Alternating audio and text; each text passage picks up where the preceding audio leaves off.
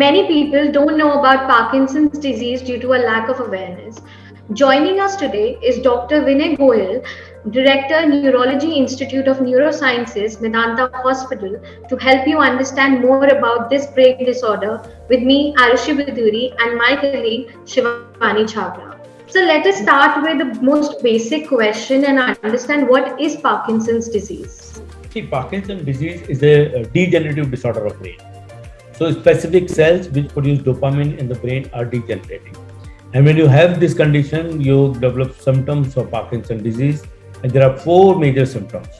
The commonest what you see is a tremor.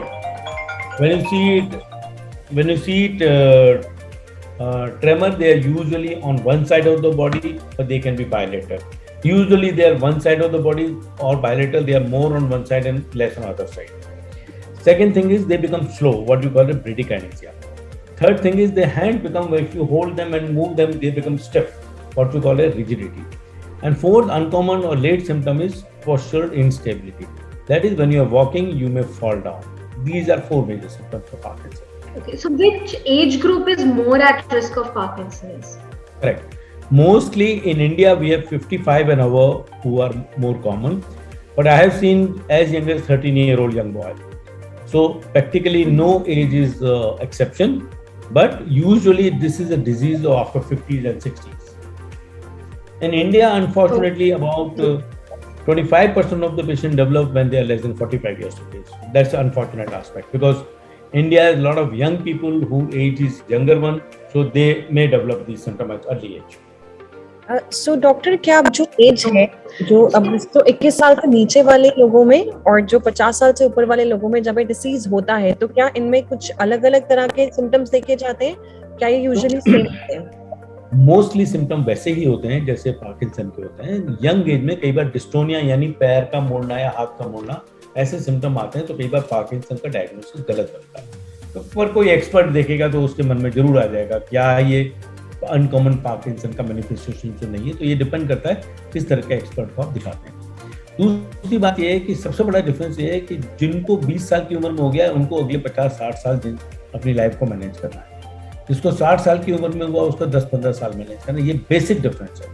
तो जो doctor treat कर रहा है उसको ये देखना है कि ये 20 साल या 30 साल का, या मैंने अभी 25 साल का यंग लड़का देखा है, अब उसको मुझे ये समझाना पड़ेगा कि exercise is a very important aspect of treatment. दवाइयाँ चलेंगी, मिनिमम दवा से जितना काम चला लो, बजाय इसके कि अभी बहुत सारी दवाइयाँ खिलाओ फिर दवाइयों के साइड इफेक्ट होने लगेंगे. तो ये एस्पेक्ट जो है ये बहुत इंपॉर्टेंट हो जाता है जब पेशेंट यंग एज में अफेक्टेड होता है. You just mentioned that juvenile Parkinson is different from Parkinson's in older adults. Like, why is it important to distinguish between the two? As I mentioned, first of all, patients who have a younger onset, there are higher chances that they may have a defective gene. One. Second thing, as I mentioned, they may have atypical presentation to begin with. What are those atypical manifestations? They may have a foot dystonia or hand dystonia. So dystonia or twisting of leg or foot while walking is another manifestation. So they may present with uncommon manifestation in younger age, whereas in elderly, usually you have a classical common garden variety of presentation. So what can parents do to help their kids adjust to Parkinson's disease? First of all, they have to understand and must take a good opinion from the doctor that this is a Parkinson's disease and not disorder which may mimic like Parkinson. So there are many disorders which may mimic like Parkinson, but actually they are not. So if you are sure this is Parkinson, then you have to understand that Parkinson's disease is a progressive disorder. Parkinson's disease, there is no cure for it.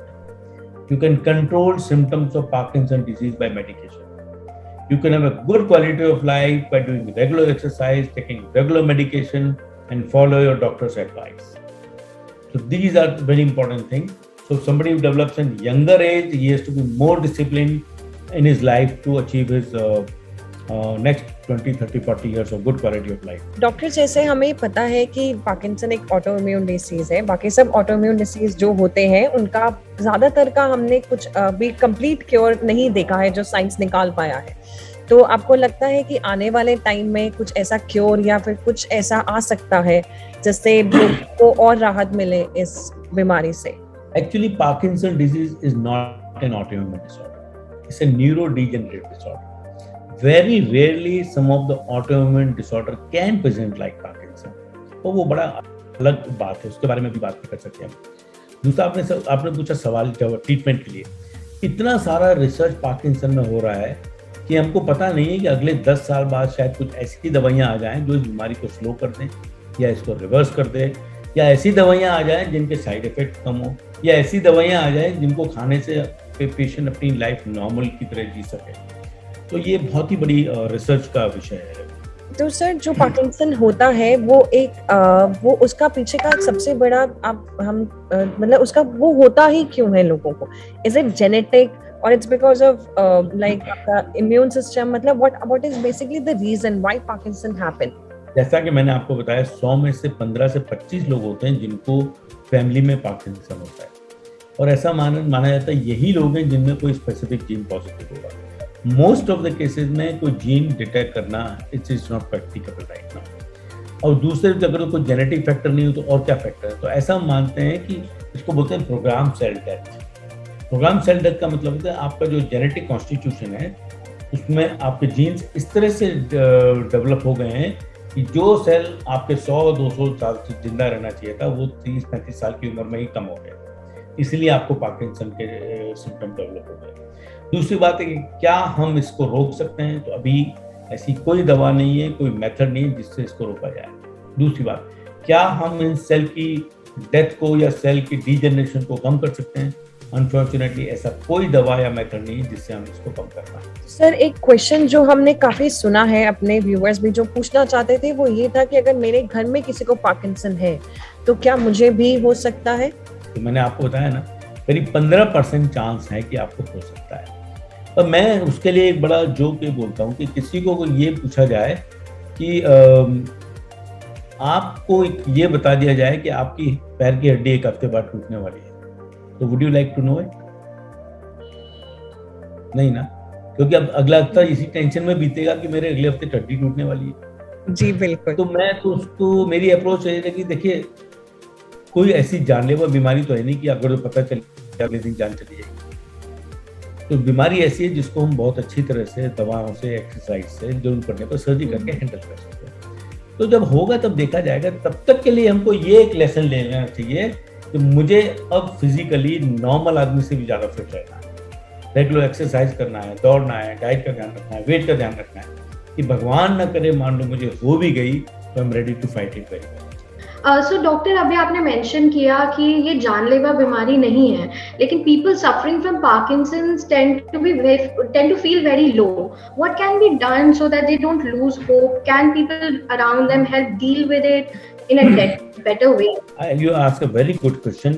क्या होता है, सब चीजों का जिम्मा doctor पे डालते हैं, तो जो करेगा डॉक्टर ही करेगा, और ये ऐसा है नहीं।